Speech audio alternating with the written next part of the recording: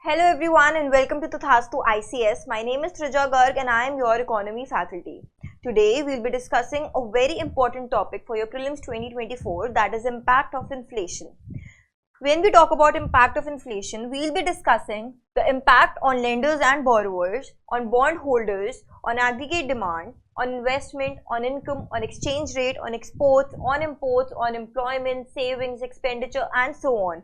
We will be discussing all these cases so that you have a holistic understanding of inflation and also specialistic understanding of inflation on certain areas, so that whenever you attempt a question based on impact of inflation, you answer very accurately.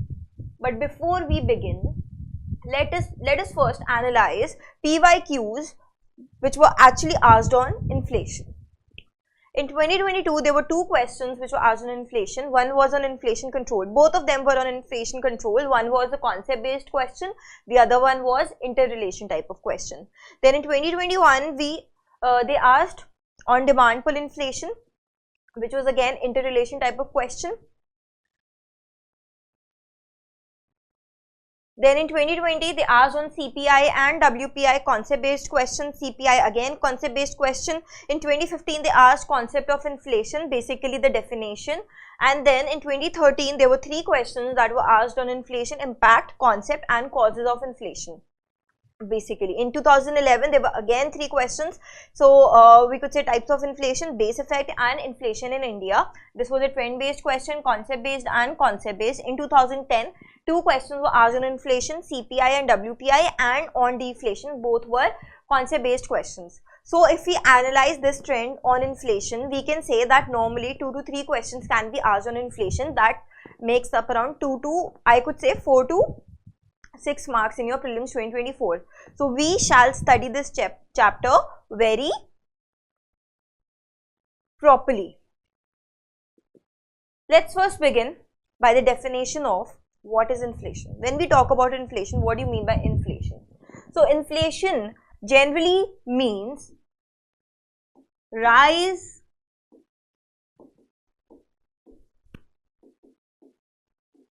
in the general level of prices. Rise in the general level of prices. This is a layman definition of inflation. What does this mean? For suppose you have a basket of goods and services. This is a basket of goods and services that you normally buy consistently. Let's say you are an aspirant. Now, what would your basket consist of? Newspaper, which is very important for your preparation. We could say you need food, you need coffee or tea, you need internet, you need guidance, which can be considered as a service or teaching, right? To help you prepare for the exam. So, let's say your basket consists of these many goods and services. Now, for example, you need this on regular basis. Now, for some reason, the price of this basket overall, the price of this basket starts rising, and it rises for a sustained period of time. Not for a day, not for 2 days, but a sustained period of time. This is what is known as inflation. When basically the price of the basket, overall price of the basket, general level of general level of prices, they start rising, increasing for a sustained period of time, it is known as inflation. Now, for example, I'll give you an example. Valentine's Day, okay, Valentine's Day. On Valentine's Day, basically, the rose, the 20 rupees rose, basically it rises to 100 rupees rose, right? But that is not inflation because it happened because of a certain event. Similarly, on Diwali, the price of diyas, they rise, right? But that happened because of Diwali. It doesn't mean that it will rise for a sustained period of time. So, when we are talking about inflation, there are certain things that you need to remember in every definition. Wherever in a definition there is written sustained rise, it means basically the prices of the basket is rising for a sustained period of time. Okay, similarly persistent increases. Okay, sustained over time. Okay, so these are the things that you need to know. One condition is that the prices are rising for a sustained period of time, for a long period of time. Another thing is that we are talking about the prices of general level of prices. This means overall. Okay, so general level of prices means overall. General level of prices in an economy or across the board, it means we are talking about the whole basket, not one good. If price of just internet rises, you cannot say it is causing inflation or we have inflation in our economy. If prices of internet, let's go back to our example, if prices of newspaper, food, coffee, tea, internet, the whole basket, the price of the whole basket is rising, then we say that inflation, there's inflation in our economy. I hope the definition of inflation is clear. Now let's begin. Basically, the impact of inflation on lender and borrower. I'll explain this to you with the help of an example. Imagine there are two friends. Okay, we have Ram and the other friend is Sham. Okay, Sham went to Ram and he asked for 1,000 rupees because he needed money. So Ram gave Sham rupees 1,000, say in 2023, and Sham said that I will return this money to you in a year. Okay, now it's 2024. Okay, and in 2024, for example, there's inflation in the economy. Okay, there's inflation in the economy. So what has happened? Earlier in 2023, for example, you had 1,000 rupees. You could buy 100 lays with that 1,000 rupees. Now because there's inflation, that means the prices have increased. Okay, so the lays which was for 10 rupees, now that lays is for 20 rupees. Let's say for 20 rupees because of inflation. Okay, so this means that our 1,000 rupees will lose the purchasing power. That is still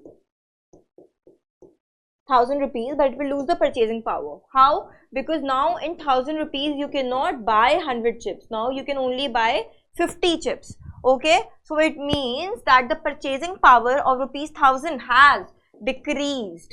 Okay, because of inflation. But when Sham returns Ram rupees 1,000 in 2024, who benefits? Sham benefits. Who is the borrower? Why? Because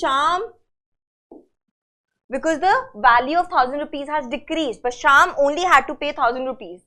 He wasn't paying the inflation that has basically is there in the economy. So for example, if there's 3% inflation in an economy, so Sham should have paid around 1,300 rupees. Okay, which had been equal to 1,000 rupees of 2023, but now he's only paying 1,000 rupees. He's not paying 1,300. Okay, so that means that Sham is benefiting, the borrower benefits, and the lender, we're talking about lender, okay, he loses. Okay, so we are talking about benefits. Okay, so when we talk about lender is suffering because of inflation.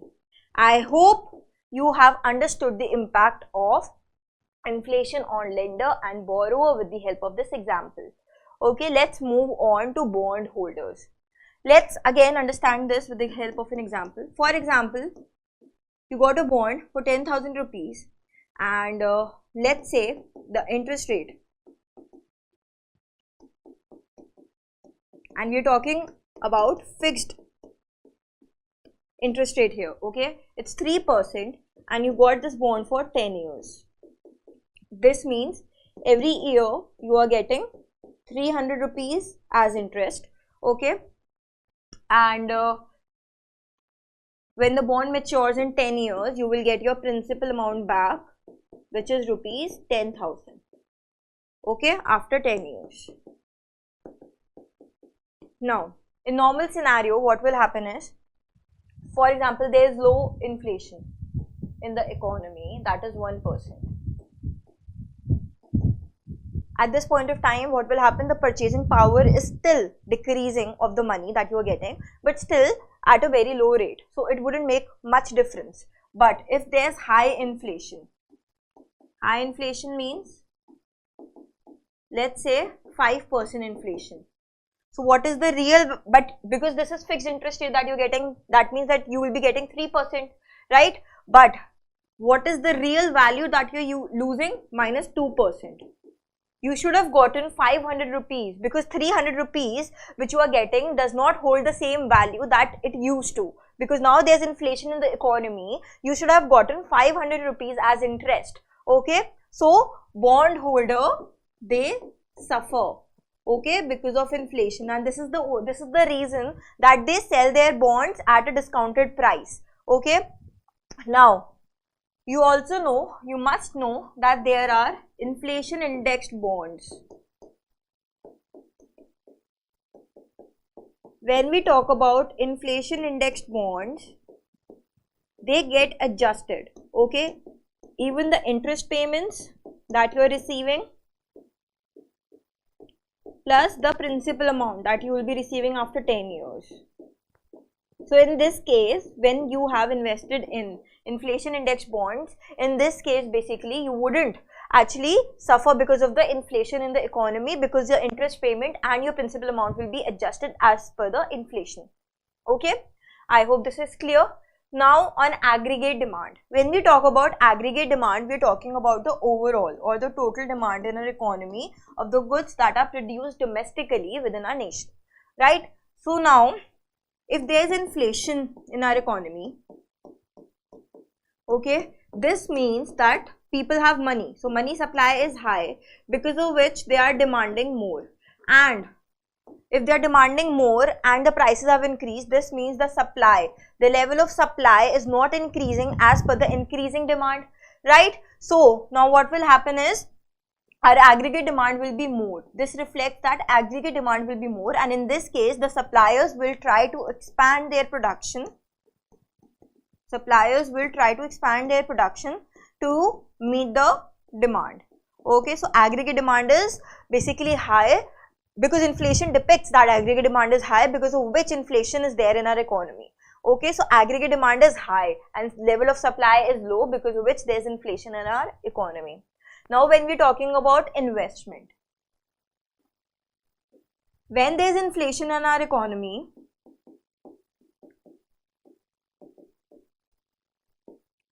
what will happen? Two things that you need to understand is, first of all, when there is inflation, this means the prices have increased. So in this case, the entrepreneurs,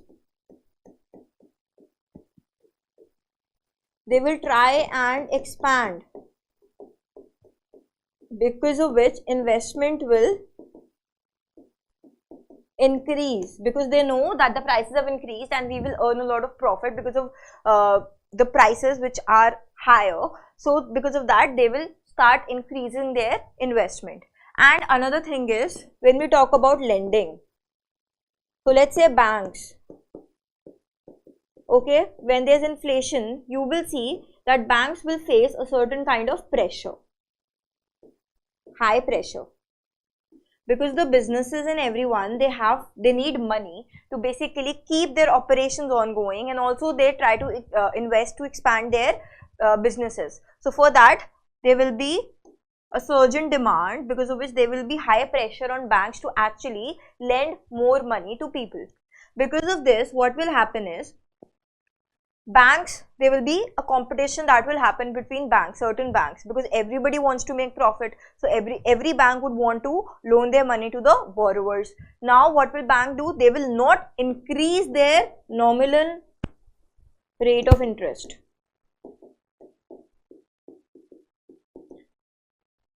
Because they also want to make profit, so they will not increase this, and because of which we also know that the real cost of borrowing is less.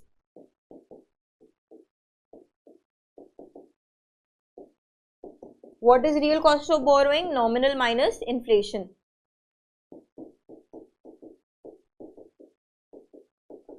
So because cost of borrowing will be less and there will be pressure on the banks as well to actually provide more loans to the public, to the borrowers. What will happen is our rate of interest will be not increased. So when there's inflation in the economy, our entrepreneurs will benefit from this and they will start investing more money. They will start borrowing and they will start investing, because basically the amount that they are borrowing will be given at a low cost, at a real cost of borrowing, which will be less as compared to the inflation in the economy or the expectations. Okay, I hope this is clear. So investment will increase. Now on income, what would be the effect? For example, you are earning 100 rupees per month. Okay, you could buy 10 chips with this 100 rupees. Okay, now for example, there will be two scenarios here. One, your income will increase, nominal income will increase. Nominal income as in, because there is inflation in the economy, so your nominal income will increase to say rupees 200. Okay, this is just an example. This is not the search that will actually happen in reality. So for example, 200. But because the prices of chips have also increased to 20 rupees now because of the inflation, what will happen? You can still buy only 10 chips with this 200. So is there any change in your real income? There is no change in your real income. Real income stays the same. Only nominal income, this means the face value changes. Okay, so this will be the impact of inflation. Your purchasing power will either decline or stay the same. Decline in the case if your income isn't, they don't change your income, or it will remain the same if they change your income and the nominal income changes but the real income stays the same. Okay, now on exchange rate, because of inflation,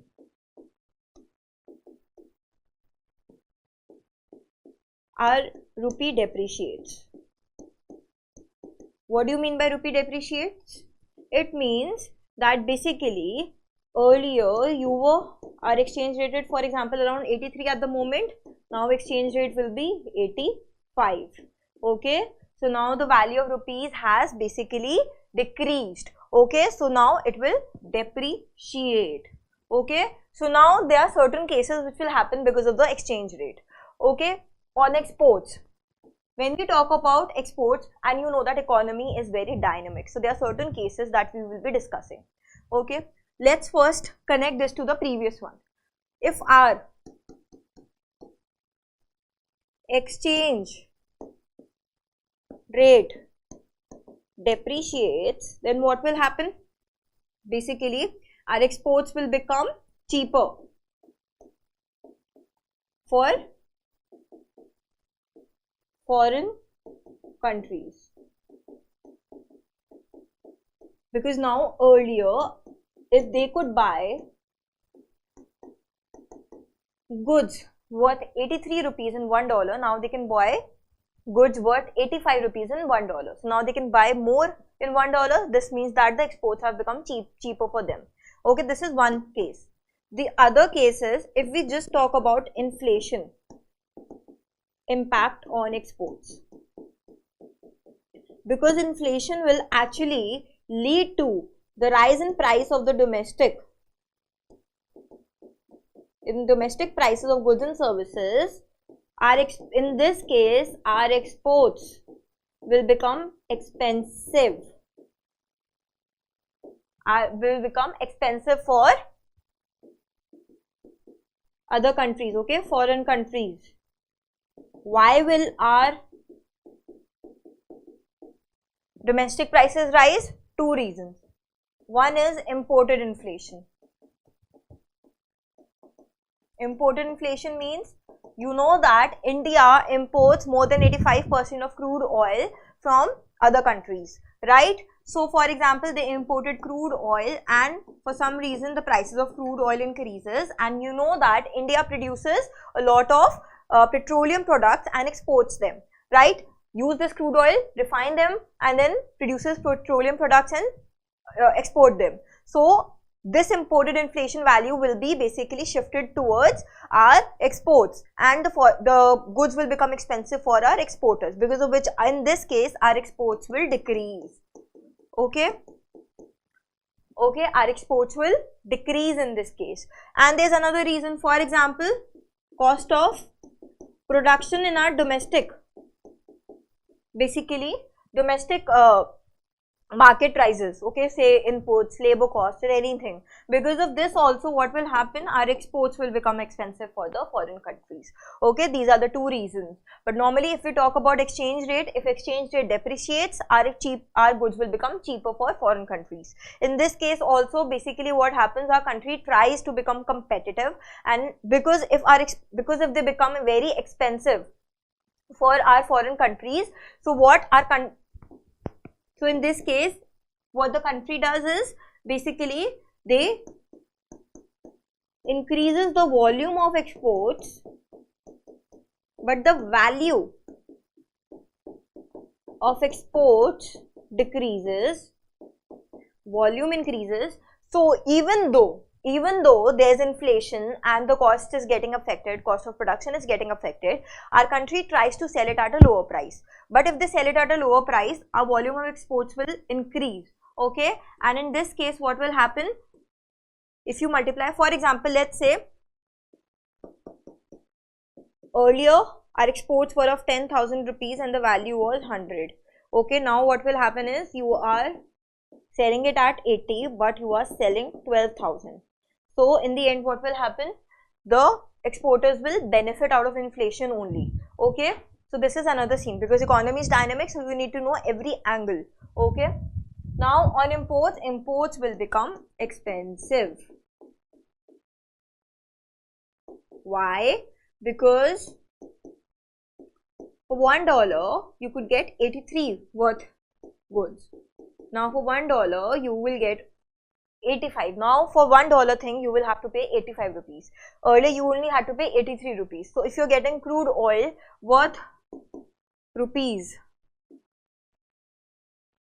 say $100, so earlier you had to pay only 83,000 rupees. Okay, and now you'll have to pay 85,000 rupees for that crude oil. So our imports will become expensive. Okay, unemployment. So when there is inflation in our economy, in this case basically what happens is, when there is inflation in our economy, so in short run the employment will increase. What is this? Our Phillips curve. And that is why Phillips curves do not hold true in our long run. Because in short run what will happen is, businesses, because they know that the prices of the goods and services have increased, they know that they will earn more profit. So they start expanding their production, and in terms to expand their production, they need more people to actually produce their goods and services. So they will start hiring more, and that will happen in short run. But in long run, this doesn't hold true. In long run, the employment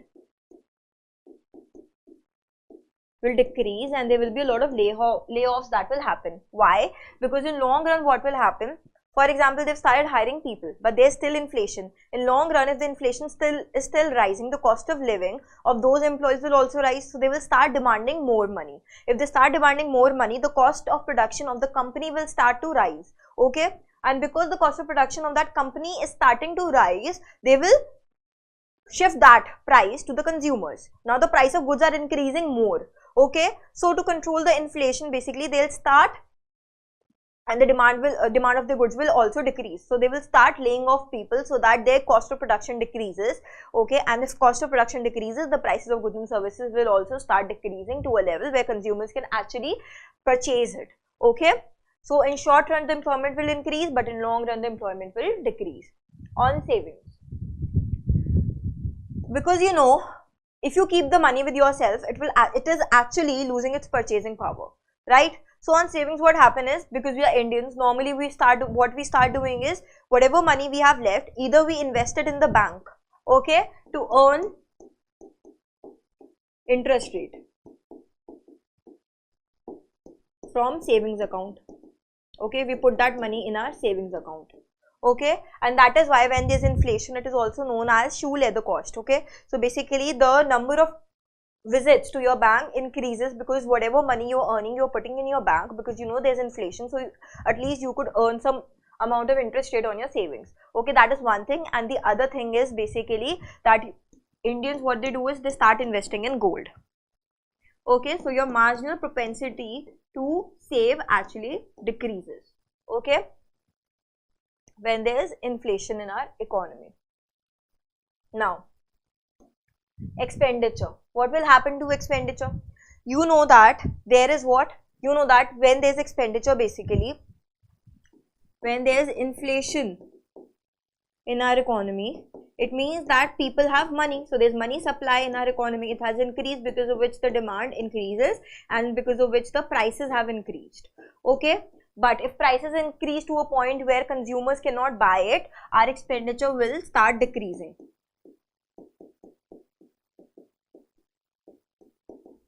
Expenditure, that is our consumption, will start decreasing, and in the long run even the investment will start decreasing.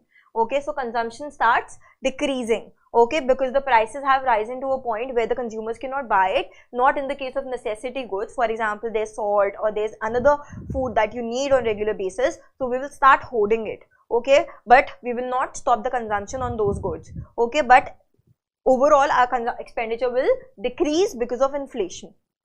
And that is why our government works towards price stability in our economy. Because if demand decreases, the production level will also start decreasing. The factories will start shutting down and everything. The activities, the economic activities in our economy will decrease, which will lead to basically lesser value of goods and services that will be produced in a year, which will actually decrease our GDP and which will lead to a decrease in the growth rate. So I hope this logic is something that you have understood. When we talk about taxes, there are two types of taxes that you know. We have indirect taxes and we have direct taxes. When we talk about indirect taxes, because you know it is based on consumption.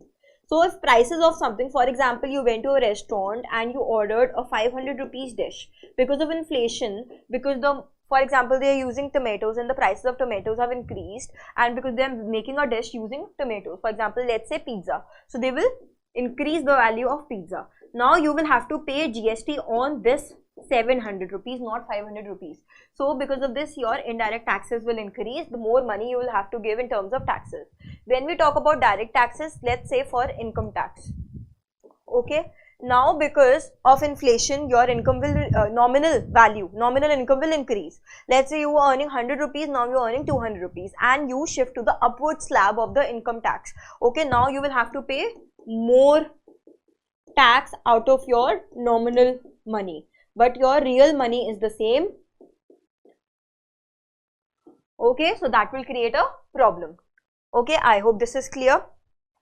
And we can also say, for the government also, the revenue that they are basically getting out of this taxes, the nominal revenue will increase, but the real value of that revenue will still stay the same because of inflation.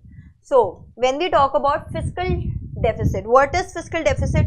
That the government is borrowing more. Okay, now in this case, when we talk about government, you know, government also borrows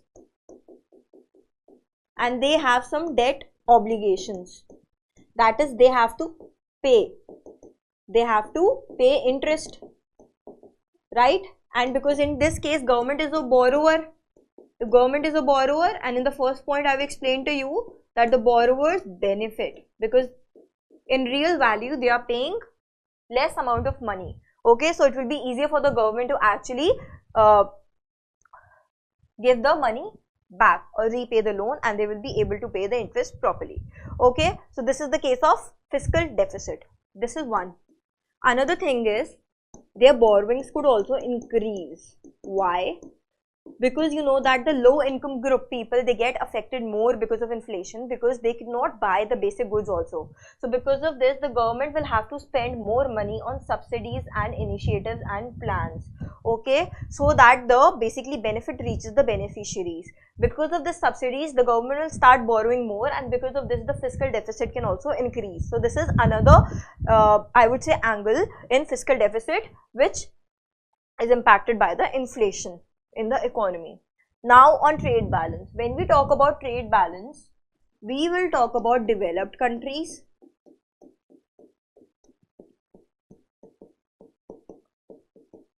and we will talk about developing countries like India. You know that when we talk about developed countries and developing countries, their trade composition is different.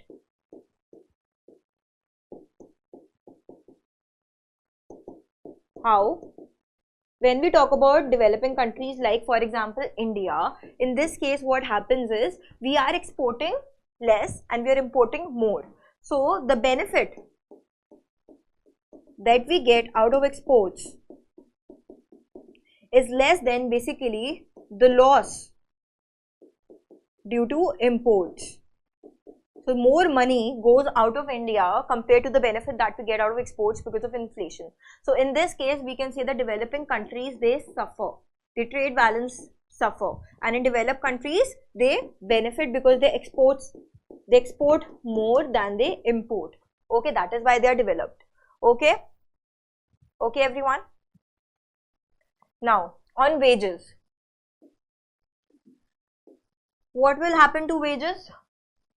The wages will increase. Okay, why? Because the laborers, they know that the cost of living has increased because of the increase in the prices of the basic goods as well. So they will demand more wages, and because of this the wages will increase in the nominal value, but the real value will stay the same. Okay. Now, when we talk about wages, we can also say the government.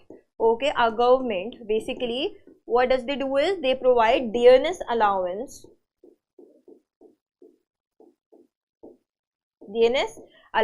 to their employees, in which they actually pay extra money adjusted to inflation so that the employees do not get affected because of inflation. Okay, so this is what will happen on inflation. Then on self-employed. In short run, when we say about self-employed people, for example, let's say there's a parlor, okay, there's a salon. Okay, in salon what will happen is, because there's inflation in the economy, all the products that they need, the prices will increase. So they will also have to adjust to this, and they cannot transfer the immediate cost to the consumers. They cannot just start increasing the prices of all the goods. So in the short run they will suffer, all the self-employed people. But in the long run they will have that flexibility to actually increase the prices of their goods and services. Okay, so because of this flexibility, they will start becoming more stable, and also there's also a chance expectations that they have that in the coming months, the RBI they will be able to actually, because of with the help of the monetary policy, they will be able to actually control the inflation in the economy. Okay, so in the long run, it will be a neutral effect, but in the short run, they will suffer like the other people in the economy. Then on the economy, when we talk about the economy, obviously, because there will be a lot of problem. Okay, as I have told you, if there's inflation in the economy, what will happen?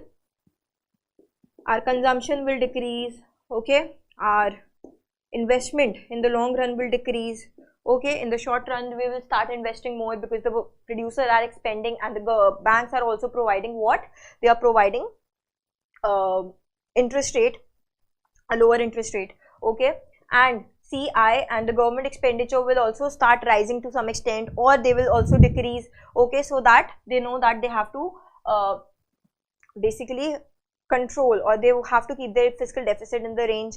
Okay, and overall, if I can say that when we talk about the economy, all the factors that we've discussed, okay, they are part of our economy. Okay, so all the areas that are getting affected in our economy will have a holistic impact on our economy altogether. Okay, so inflation is not good for the economy. Inflation can lead to what? It can lead to a much major problem. Okay, it can increase to a certain point where there could be hyperinflation and the money loses all its value. Okay, so inflation is not good for the economy at all, and that is why we need to actually control it, and that is why we have the monetary policy committee, that is why we have the policy rates, and that is why we have inflation targeting.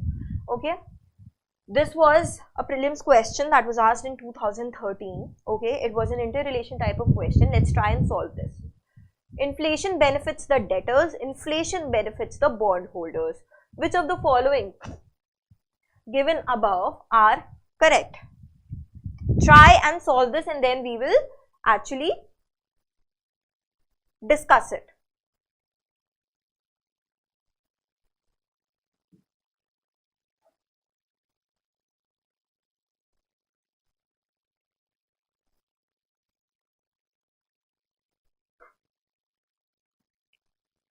We discussed this. Our first topic was this only, first and second. So when we talk about debtors, debtors are basically borrowers that we discussed. Okay, and creditors are lenders. Okay, we discussed that the borrowers, because we took the example of Ram and Sham, and the people who have to give back the money, they are actually paying less money in real value. So borrowers, they benefit, okay, because of inflation, and bondholders, they suffer. Why? Because they are getting less amount of real interest. Okay, they are getting less amount of interest which they should have received. Okay, so our answer is one only, that is answer is A. Okay, this is another question for your homework. Try and solve this and give the answer in the comment section. With reference to the impacts of inflation, consider the following statements. It reduces overall demand, it increases purchasing power of the people, it helps the government meet debt obligations, it worsens the exchange rate. You need to answer this question in the comment section. I hope the concept was very clear and I hope you will be able to answer any question that comes from this section. Another thing that I need to tell you is in the next lesson we will be continuing this inflation chapter so that we can discuss all the important components of this inflation. For example, in the next chapter we will be discussing about consumer protection. I hope this is clear, and in the next lecture we will be discussing about CPI and WPI, that is Consumer Price Index and Wholesale Price Index. Okay everyone, thank you so much, all the best and see you in the next lecture.